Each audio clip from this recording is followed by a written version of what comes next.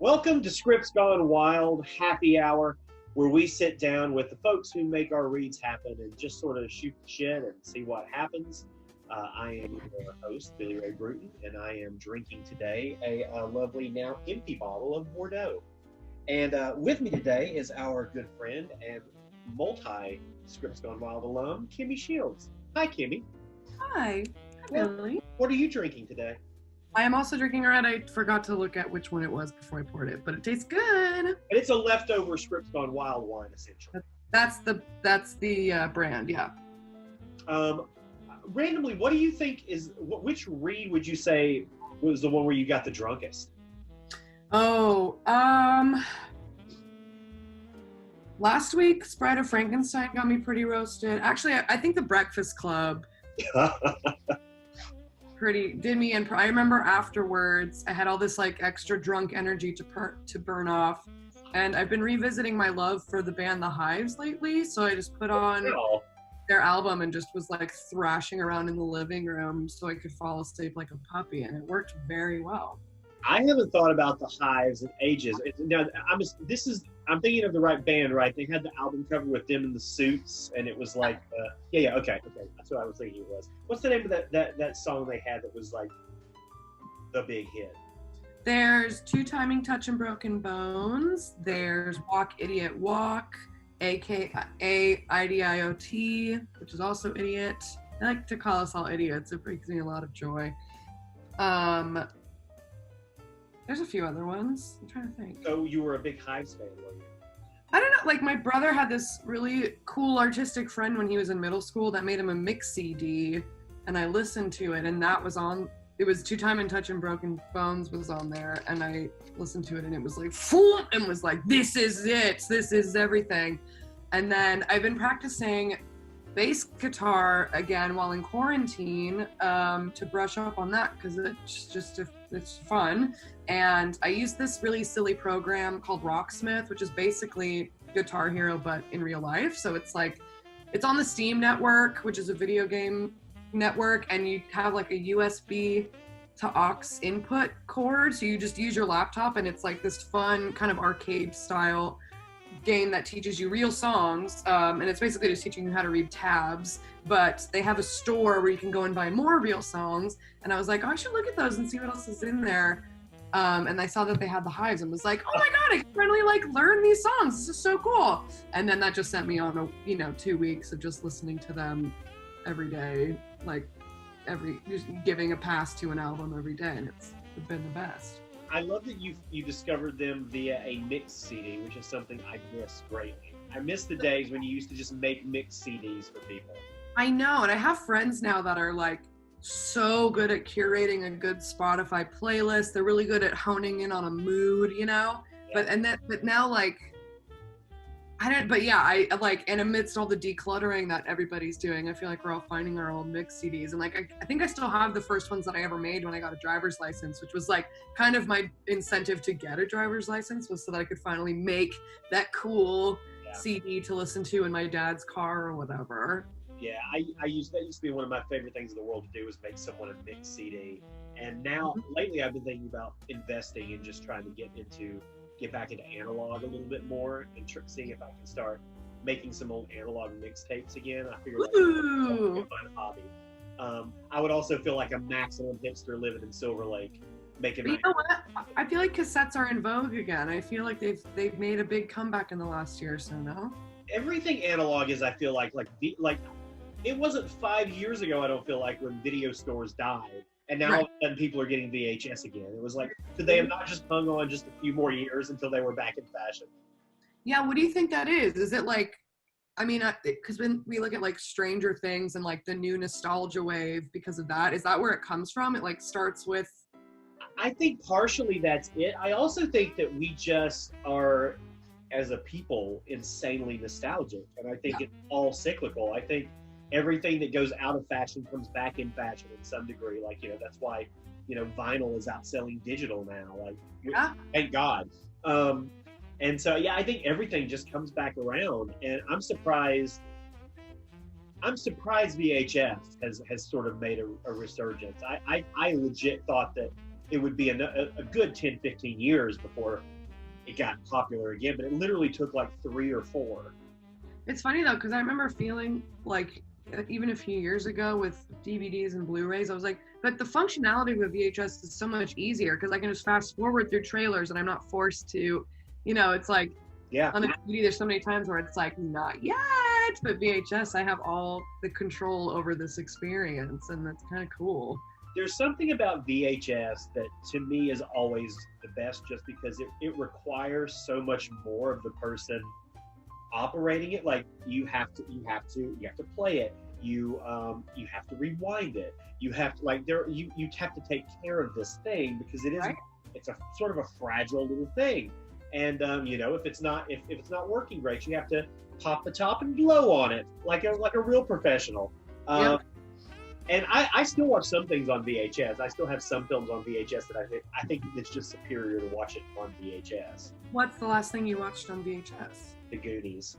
Oh, The Goonies. come on. There are films like that, like the really nostalgic films to me, like Goonies and Monster Squad and Explorers and stuff like that, where I really only feel like I'm connecting with it if I'm watching it on VHS. Yeah, there's something special of like an orange. I like those big and like the envelope VHS cases. Is that what you? Oh yeah, I know what you mean. Yeah. Yeah, I feel like that's every Disney VHS I grew up watching came in one of those, or like the Rugrats movie had a big bright orange box that it came in, and it was that like special. And now it's like it has evolved into like steel books of feeling so special and so cool, so intentionally made, and I feel like that was the ones that I grew up on. I went through this period where I stopped being into physical media at all. It was all digital for me. I just gave up essentially. But lately, the past year or so, I've been getting back into physical media. It feels really good to be and can you clock what it was in you that turned that tide? I think it was everything that I loved at the time was just out of fashion. Like I grew up I was a vinyl fan my whole life. Like I had records from a really young age. I was always into vinyl, but it became this was before vinyl hit again, so it was like increasingly harder and harder to find stuff. And then VHS went away, and it was like, okay, now we're to DVDs, and then now we're to Blu-ray, and it was just like, I'm not going to keep buying physical media for every 5 or 6 years to have to just redo the entire collection. Yeah. And so I just stopped entirely, especially with music, but also with films. And then lately I've been like, okay, and I've been getting more back into Blu-rays and getting more back into, certainly I've stayed in vinyl. I haven't ever stopped being into vinyl, but now everything's on vinyl, so. Yeah. And that's a good thing. So I want to ask you a few questions about you, Kimmy. Okay. Oh yeah, that's right. So for those folks who are watching who don't know, you're an actress. Yeah, sometimes. Yeah. For now, anyway. I'm curious, and I'm always curious about this. Like, when did you get the bug?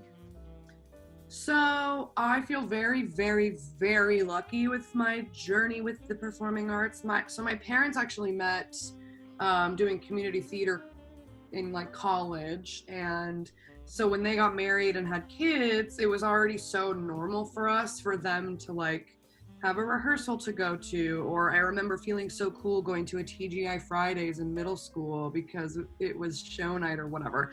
And then it was sort of like the way that everybody else around me would go to soccer practice or stuff for their sports and be committed to that. I was equally as committed with doing plays. So I did my first play when I was 6 years old. It was an Alice in Wonderland script that the drama camp teacher had adapted somehow and kind of just put her own spin on or whatever. And then after that, from 6 to like 18, I would just kind of do about 3 plays a year, or 3 musicals really.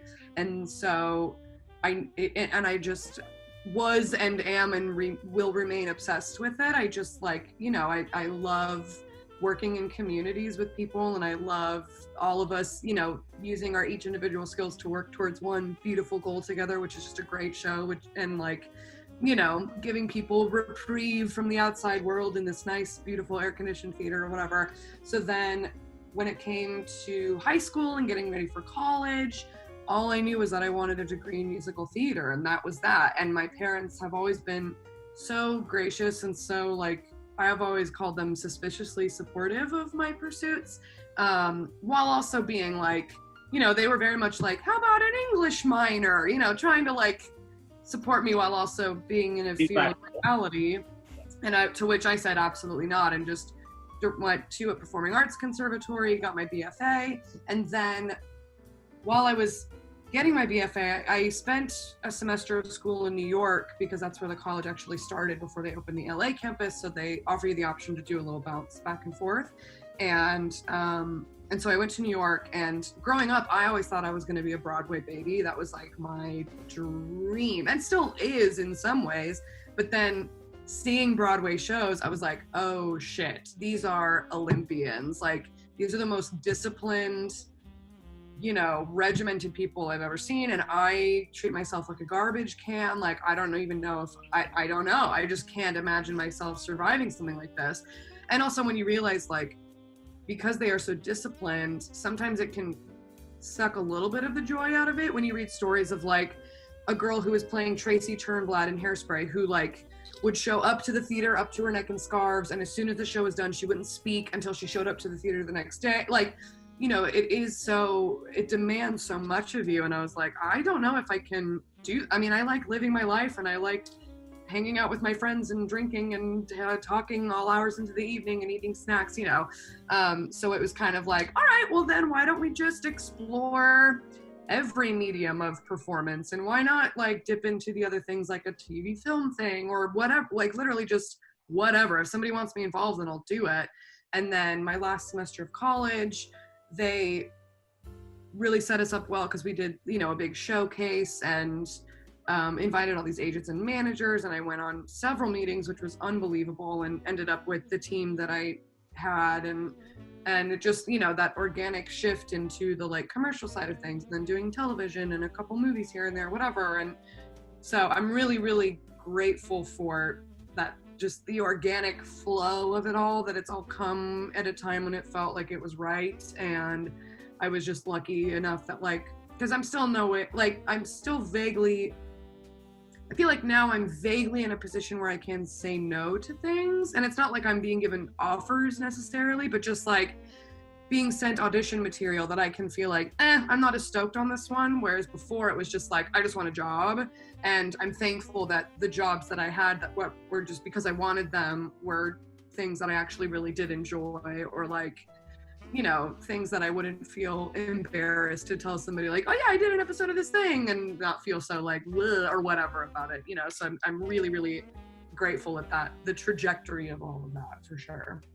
When you were younger growing up, were your parents, you said your parents were into community theater. Now, did they have like day jobs, and that was something they did as a hobby, or were they? It was always a weekend and evening event. My dad he used to work at DirecTV for a very long time, and then he did a big career pivot and decided he wanted to go back to school and become a teacher. So that's what he's been doing now for the last like 12 years or something like that. And my mom she worked in banking for a very long time, and then she wanted to be a full-time mom, and that's what I've always known her as, is like the PTA band booster, very involved mom. But it was never like, but you know, but my mom has done some commercial acting, and she just shot a movie last week in a very safe environment and under really, really safe and healthy conditions. So yeah, but I think it really just comes from a love of like being in community with people. That's sort of the through line. Yeah.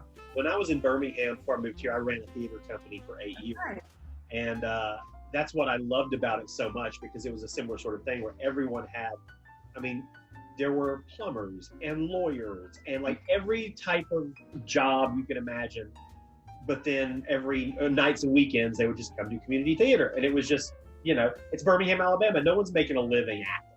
Right. But it's just one of those things you do for the love of it. I always find that really fascinating, the different types of people who do that. Yeah. And such a testament to like why we need it so much, because even a plumber has artistic tendencies, like has creative energy they need to put somewhere. So it's so nice to give them the option. And then when you're building sets, you have all of these different tradespeople who can help you out. Yes. There's a place for everyone. It's the best thing ever. A wonderful thing. What would you say? What would you say was the first gig that you landed that sort of validated what you were doing? Whoa. Honestly, any gig I've ever gotten, because I always just assume whatever the most recent thing I did is the last thing that I'll ever do.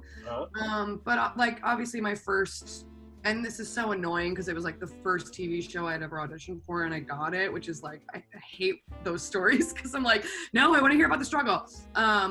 But that was really interesting, and it's not something that I think I would ever do again, because my first TV credit was actually playing a trans man on an ABC Family show, and this was like, 6 years ago. So the conversation now about casting and diversity and LGBTQ roles, it just was nowhere near what it is now. And so when I went to audition for it, it just felt like an audition like any other that I'd been on so far. And like the waiting room was full of all kinds of different looking people, and and so it was cool to see like at least they are walking the walk in terms of being open to seeing everybody. And and it was really interesting because when I showed up to work, one of the background actors, and this was a very small scene, so there weren't very many of us there, but one of the background actors was trans. And so it was really interesting to like get a real-time education as we were shooting the scene, where because my whole monologue was talking about my journey to becoming trans, and so to have a trans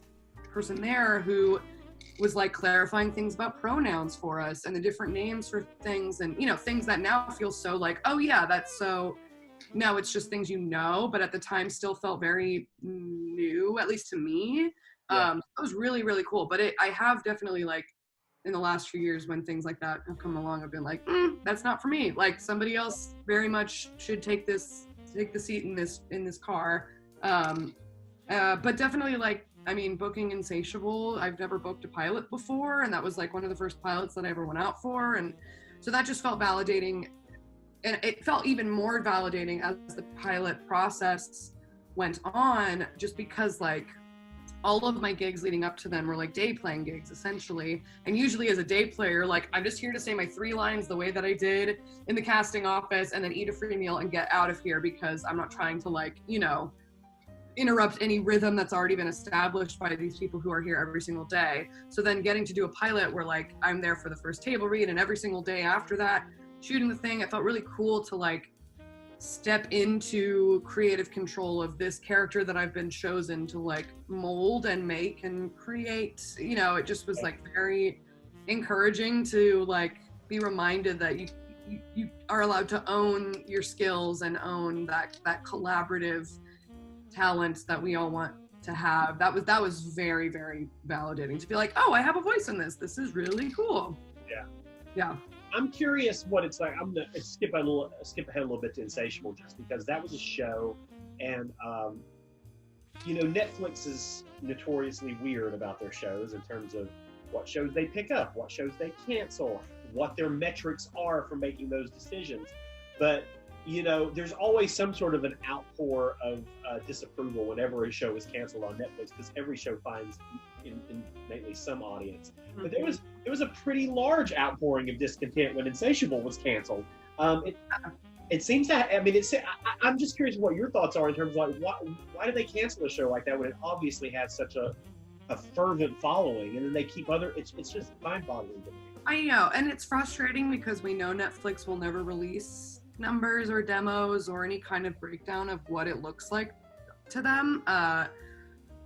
So I was really surprised, because for me, like, it was very clear that this was a cult show, like it was not gonna pop the way that a lot of other, I would say, sort of the mainstream Netflix things have popped, like a Stranger Things or To All the Boys I've Loved Before, or those like sort of teen dramedies, whatever. But I always thought of like the cult shows that I loved growing up, like say an Arrested Development that I was like obsessed with. And I was like, yeah, 3 seasons, it's perfect. And then we just sort of put it to bed. So in my head, I thought, oh yeah, I think we can like squeeze in one more good one and, tie up all these loose ends and just go batshit crazy and send it off in this fun way, like a Viking, just like set it on fire and out to sea. So when it got canceled, I was really pretty shocked, but also like, it did feel like there was kind of this scarlet letter on it because of the initial backlash that the show got. So also it made sense. It now makes more sense to me the longer time goes by for Netflix to be like high risk, high reward, and are we seeing that much of a reward in the numbers? I guess because it did find such a niche audience, but the old the more I'm alive, the more I realize that it will always be pretty evenly split 50-50 of people who are really rooting for this thing and people who aren't. So it's kind of like you just have to have the artistic integrity to make what you want to make, and then just like let it go and let people do what they want with it.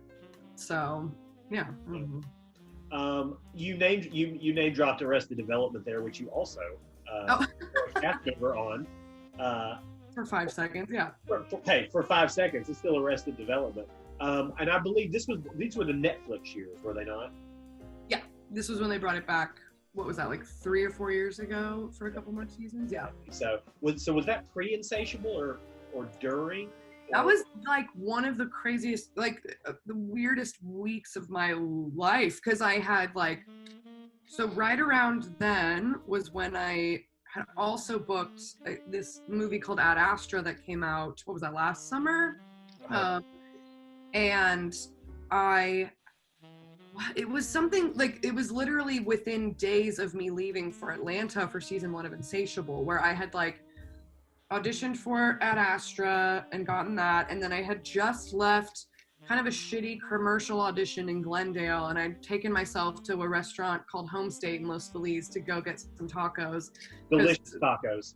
Oh my gosh, shout out to Homestate. If they ever want to sponsor me, I'm with arms wide open. And I was like, you know what, I'm just gonna treat myself to lunch, whatever. And as I'm going in to get lunch, I get a phone call from my former agent, and he was like, hey, so you booked Arrested? And I was like, what are you talking about? I never went in for Arrested. But Arrested Development is cast by Allison Jones Casting, who is amazing. Basically any funny thing you've seen in the last 10 years is because of them. You did Golden Girls, The Office, a lot of great stuff. Yeah, and I've been in for them numerous times on a lot of other gigs, and I never booked anything, but we just had such a lovely rapport with each other. And I guess they had cast somebody else in this little role, and it ended up, I don't know I still don't know what happened, where this person had to pull out, but I guess they just sort of went through their Rolodex, and they were like, oh, here's Kimmy, she'll be great. And that was that. And so I quickly ate my lunch, and the next thing I know, I got a phone call from costumes. I was like, hey, can you be in Culver City at 3 o'clock for a fitting? And I was like, sure. So that week was literally that was a Tuesday, I think. I went for my fitting that night. I was back there Wednesday morning at 5 a.m. to shoot. And then Thursday I was in Costa Mesa shooting Ad Astra. And then Friday I was back in, Playa del Rey finishing at Arrested Development. And then Monday morning I got in my car and drove to Atlanta for Insatiable. So it was massive, cosmic outpouring of opportunities that I was just so and it was insane. It was insane. Those are what we call good weeks. That's a good week. It was a good week. Yeah. You were in a film that a buddy of mine co-wrote that I want to ask you about, Charlie Says. Yeah. I'm just curious, that is such a weird little special film. Mm-hmm. And I'm just curious about how that came about and what it was like working with those ladies. Yeah, I actually still haven't seen it because it was such a limited release. Yeah. And I was in Atlanta when it came out, and it wasn't coming to any theaters in Atlanta, and my parents had to drive down to Santa Ana to go and see it because it wasn't even playing where they live. So that I had auditioned for it with an office that I've auditioned for numerous times. I had previously been on Girl Boss because of them. I think it was just that. And so again, it was an audition like any other, and blah blah blah. And then I think there was another situation where they were going into reshoots, and they had originally cast a girl in this role, but she had booked this amazing vacation in Europe and was like, I'm not pulling out of this trip. I can't do this anymore. So then again, they were like, oh, Kimmy, I'm totally fine with that. So then I went in for, maybe one more callback with the director, with Mary Herron. And then shortly after that, when I officially got it, I spent one day of rehearsal with her and Merritt Weaver at this really cool theater complex in Glendale that I'd been to before, So it was just kind of like the girlies hanging out for the day. And it was crazy because I think Merritt Wever was probably promoting Godless at the time. So she was like, oh yeah, I just came from Jimmy Kimmel. What's up? Like, insane. And then, you know, a couple weeks later, we were out in Palmdale. Is that where the prison is? I think it was in Palmdale. Of course, it was like 115 degrees and we're in these like thick 70s knits. And but it was a really lovely day because it was reshoot. So everybody was much more mellow. Like it felt like a much lower stakes day than if it had been something that it was like, we got to get this in. It was sort of like, all right, we're just kind of picking up all these things to finish up, you know, the edit of this film. So it was a really lovely day, and Merritt Wever was so kind and so sweet and, you know, not a big talker and just like did her job and was great. And Mary Herron was really lovely to work with, and we just had a really lovely day. It was so nice. You should definitely say it. It's a really cool. I had no idea that you were friends with the writer. That's incredible. Well, with Gwen Turner, she used to be a juror at the festival I worked for in Birmingham. She was a juror there every year for us, and kind of met her that. Cool. And then we're going to try to get her the scripts going Wild coming up in the next month or so. So, she's lovely. So I'm going to ask about another entry on your filmography because it is one of particular interest. Even though you were not technically in the season that features the greatest actress of all time, Meryl Streep. I'm curious about, just tell me what it was like working on Big Little Lies. It was one of the coolest experiences of my whole life. That's the short version. I was like probably a year out of school by then. And I remember it was like a rainy day, the day that I auditioned, and I was probably feeling sorry for myself about something. What else is new? And then, you know, these things happen really, really quickly. So within a week, it was like I was getting phone calls from my agent, and then costumes, and then travel because I had to go to Monterey this weekend and get all of my shifts covered at my restaurant job. And the next thing I know, I'm like standing in this gorgeous house, and the ocean is in the backyard. And I'm looking around and, you know, it's like Jean-Marc Valier and Nicole Kidman and all of these heavy hitters. And I was like, you've won Oscars, you've been nominated for Oscars, and I'm going to go get a snack. This is, and, you know, and it was hard not to feel like I still get very fangirly, and I know how much I've embarrassed myself to famous people in the past and probably will continue to do so, because I still feel so like, what am I doing here? You know, and especially then was like, what am I doing here? But in that, like, the crew knew that I had sort of like first day of school jitters, and they were so, so lovely and kind and hardworking. And it was a very like, you know, in terms of making a TV show, now that I understand what a machine TV shows are, of just like, we've got to get this by lunch and working on stages and lights and, you know, that feeling of like, sometimes you are reminded you're watching a TV show because of how, say, brightly lit something is, or just like all of the mechanics of it.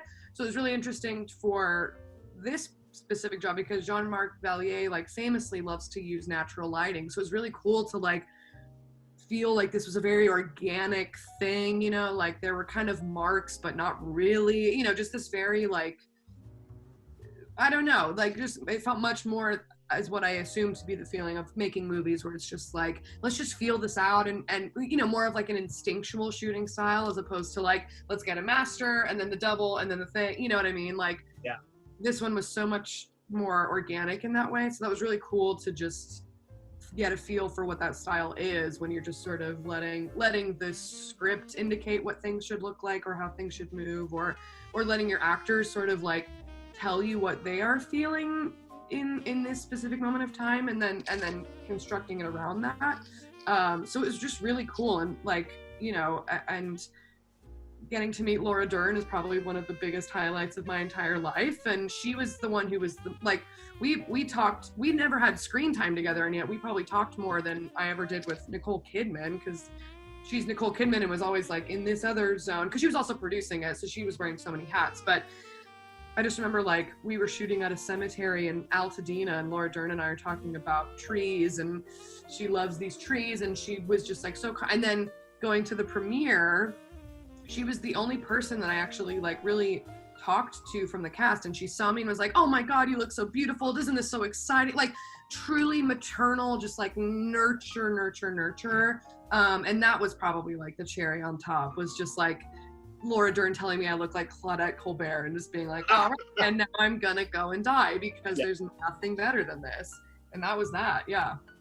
I feel like everybody's favorite story would be a Laura Dern story. Yeah. Yes, easily. So I guess the question is, what is it like now in the Thunderdome that we currently live in for an actor? I mean, things are obviously starting to like slowly wind back up, but how weird is it? It's really weird. I've very much like been on a constant spiral, you know, over the last few months, which everybody has.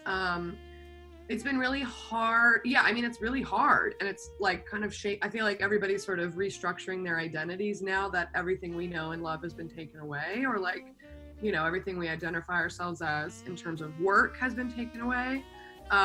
So I don't know. I mean, the thing that's weird, and like, I feel like I've done a lot of reconciling of sort of my own ego, because you know, when Insatiable came out, I got really, really kind feedback, and sort of, I think I internalized it to a point where it sort of flipped into what can be the slippery slope of like entitlement in Hollywood, of feeling like, well, all of these people think I'm great, so like, where are all the offers? You know, that feeling of like, I've arrived. And now I'm realizing like that just doesn't exist really. Like, people pop when and how they do, and that's not something you can really, unless you pay people to do it for you, to like constantly be making clout for you. But so now I feel like I'm trying to understand this feeling of like a new exciting plateau where, you know, I'm like, I'm really you know, I have this body of credits that I love, and again, have come in such a beautiful organic way. And I'm very aware of like the tremendous luck that I've hit my first few years out of college, to have just like racked up all these great credits, and now having 2 seasons under my belt of a show. And so now the thing that I'm sort of like trying to get over in my head is the feeling of like, I feel like I'm now in maybe a smaller pool of actors that are in the same position as I am, but the other people in this pool are probably already more famous or have more work than I do. So now it feels like there is like the ante's been upped, and you know, I sometimes get a little paralyzed in the feeling of like, am I doing enough to like put myself out there, or to like, you know, stake claim on something or whatever? But I just genetically, I'm like not much of a hustler. I'm just sort of like I'm gonna show up and be good and hang out and be nice to work with, and I much more prioritize that, because also like my end game is longevity in this whole thing. I want to do it as long and as often as I can until I physically cannot, you know. So now it's just a matter of like enjoying the day to day, and you know, sort of the grass is greener thing, because I know how much when I am working, how much I'm like, God, I just wish I had a day off to do this, that, and the other. And now all I have are those days off to do this, that, and the other, you know. So now I'm feeling very aware and grateful of like the cyclical nature of things, of like, okay, I've had this time to sort of harvest my heart and get back to this like healthy place of just interacting with the world and interacting with the work that's given to me, and you know, wanting to show up for it as best as I can, and enjoying whatever this is right now and making the best of it, and knowing, you know, deep down in my heart that there will be a day where I get to go back and do it all the time. And maybe there will be those weeks where I suddenly have like 3 jobs come my way, and then that's my life for the next few months or whatever.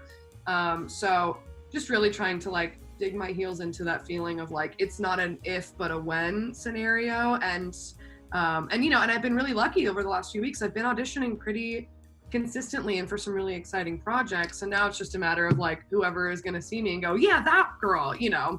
And also understanding what it's going to look like specifically for LA, because LA is just so densely populated that we will not be shooting things the way we were probably at least for another year, or until there's a vaccine available. So it's been interesting to clock like where things are shooting that I've been auditioning for, in terms of like things in New Zealand or Dublin or maybe Canada, or like, you know, places where they can go back to work and it's safe and healthy, and it's not this feeling of like the whole time, because they were smart and whatever, played by the rules and they now are being rewarded for it. So it's just right now it's a matter of tenacity and just like staying sane and not panicking and not being afraid of what's next and just being like, it's all part of it. You know, this is just what happens. So are you saying that you don't put a lot of stock into how many TikTok followers you have? None at all. I don't make them. I know that I am in service elsewhere. Like, it's just not something that I feel called to at all. I like watching them. I fall asleep to them every night, but I'm like, that's just not, I don't need to be there. Social media is not something you put a lot of stock in, essentially. It's not, and it's such a double-edged sword when people tell you that it has to be. But when I look at the people who I admire the most, those people who pretty much across the board are not on the internet at all. So I'm like remembering that social media is a short-term thing, and you know, and I understand it's hard for like my demo. You know, like I think I appeal to a younger crowd, which is tricky because they are all on the internet.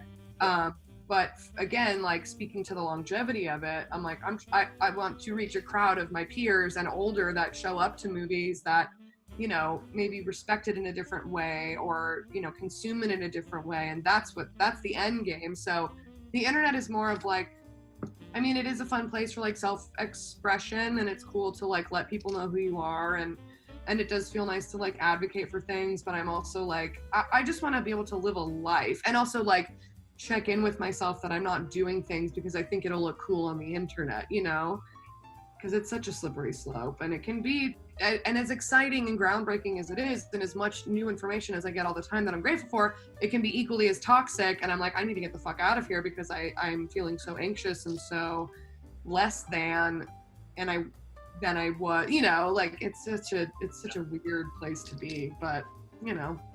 I'm curious because you're also a cinephile to some extent. You love films. So what do you think that landscape is going to look like in terms of as a movie goer? That's a big question for me, and I'm just curious. I wish I knew. I mean, I have an AMC Stubs card, and right before shutdown, I was enjoying like going to see my 3 movies a week because I feel like, I mean, for as many movies as I've seen, I still have not seen so many things. And sometimes people are surprised when they say a movie, and I'm like, you know, I haven't seen that. And they're like, what? And there was always this thing where like, every time I would watch the Oscars, I would be like, that's it. I'm going to see everything. I'm going to be educated about this, and I'm going to like know everything. And I would usually last for like 3 weeks and then get burnt out and stop going. So again, a shameless plug for AMC Stubs cards, but it just made it so easy and so accessible because I live 5 minutes away from one, to just be like, oh, now I have no excuse to not see everything because it's right there, and you know, whatever. And I love, I mean, it is so romantic to me still to sit in a dark theater with a group of people, and we've all got our snacks, and we've all like gone on this journey together, and it's air conditioned in the summertime, and it feels so nice. And it is so special, and I think it's still so vital that we all go and see movies together in buildings with one another. Like that is half of the experience, you know? So I don't know. And I mean, earlier on when they were slated to open back up, you know, with reduced capacity and temperature checks and all of that, I was kind of like, I'll do it. Like I would the same. Yeah, I would see what that feels like. Because I just think it's vital. I can't watch a movie when I'm at home. I get way too distracted. I need that feeling of like, we've all made this commitment to respect each other and sit in silence and watch this movie. So I don't know, but I'm rooting really hard for it to come back, and I hope it can, you know, and you know, amidst the economic hardships of it all, I do really hope that they can all bounce back, and especially places like the Vista and Los Feliz 3 and New Beverly and all of our favorite LA local haunts, you know, that are independently owned and run. I'm rooting for them so hard after all of this is done, because we're going to need it. I'm curious, out of those 3 or more AMC visits a week, how many are with Clay Keller? I'd say probably a good handful for sure. Yeah. Probably like a third. We're probably with Clay Keller. I generally just imagine him as the AMC Stubs king. Yeah, it's sort of like, what was it, Foursquare, where you could become like the mayor of a building or whatever. It's like the mayor king deity of AMC for sure. I've got one more question for you, Kimmy, Sure. and it's a big one. So hold on to your butts. I'm holding. Okay, it's really not a biggie. I always like to ask people, out of everything you've done, what is the one thing that you wish people knew more, or that could be discovered more? Oh, gosh. That's really hard to answer. I don't know. I feel like I haven't been doing this long enough to have those kinds of credits, you know? I don't feel like I'm old enough or experienced enough to be one of those people that they're like, oh yeah, her, you know, she made this really weird movie a few years ago that like nobody saw. Like, yeah. I'm lucky that the things I've done have basically been seen by a lot of people. Although I will say I had one line on an episode of The Middle that ended up on the cutting room floor. So that is something that I wish more people would be able to find. I'm gonna twist it a little bit. I'm gonna deviate the question a little bit then. Okay. What is one performance in anything that's not yours that you wish people knew more? Ooh. Oh gosh, that's hard. I wanted to make it even more challenging. Okay, wait, can I pull up my letterbox really fast? And Absolutely, pull up your letterbox. Okay. That's what letterbox is for. I'm dropping so many names that I just want to get sponsored by so bad. Let's see. And Letterboxd, if you want to sponsor Scripts Gone Wild, email us at scriptsgonewild@gmail.com. Heard it here first, folks. Let's see. Whenever I get asked that question, it's always the same answer, even though it's hard to say that she wasn't rewarded enough for it because she did get an Oscar nomination. But the film gets so derided. It is my favorite film of all time. And I always say Mary Tyler Moore in Ordinary People. Oh, that's a great one. People just don't know it. And I'm like, oh, you have no idea how good she is in it. It is funny when you think of old Oscar winners. Sometimes I'll see something, I'm like, I've never heard of this thing before in my life. And it was up for Oscars. Yeah. Like, that's so strange to me. I did watch this film a few weeks ago called Happy as Lazzaro. It's an Italian movie. It came out a couple years ago, but it was just so lovely. I was trying to think of what it made me feel like, and I can't remember what the other like sort of reference point for it was, but it's just really beautifully shot. It looks like it was made in the 70s, which 70s films might be amongst my favorite decade of film to watch. So it had that feeling of nostalgia because it was shot on film, and it's beautifully lit and beautifully written and has like really freaky supernatural twists in it. And it's not made with like actors, you know, it's made with a lot of just like really cool, interesting looking local Italians. Oh, you know what it made me think of was Parasite. It sort of felt like an Italian Parasite because it kind of deals with classism in a way that's really interesting. And just sort of that idea of like, I mean, what we would call like the American dream of like, if you just work hard, you will make a lot of money kind of thing, and not the like insidious underbelly most of the time. So I would very much I would like to lift that up for sure. Yeah, I'm gonna stick with that. And also Paris, Texas, if nobody's seen it. I just saw it for the first time like a couple months ago and I died. It's an amazing movie. No, I think that's a very good recommendation. Thank you for chatting with us. Thanks for having me, Billy Ray. This was so lovely. Thank you. And I'm going to do a quick little plug for some upcoming Scripts Gone Wild stuff like I do.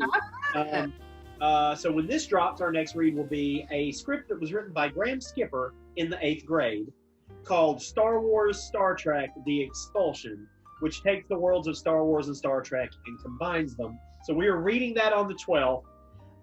It has been untouched since the 8th grade. And we're excited about that. Then we have an all-female, all-person of color read of Reservoir Dogs on the 19th, and Fright Night on the 26th. And then we've got The Burbs, The Shining, Planet of the Apes, all sorts of fun stuff in October. You can follow us on all the socials at Scripts Gone Wild. You can support us at patreon.com/ScriptsGoneWild, which we think is awesome. Or you can even Venmo. It's at Scripts Gone Wild. It's all at Scripts Gone Wild. Thank you so much for doing this with us, and we appreciate it, and I can't wait to have you at the next read. Can't wait. Oh my gosh. You're the best, Billy Ray.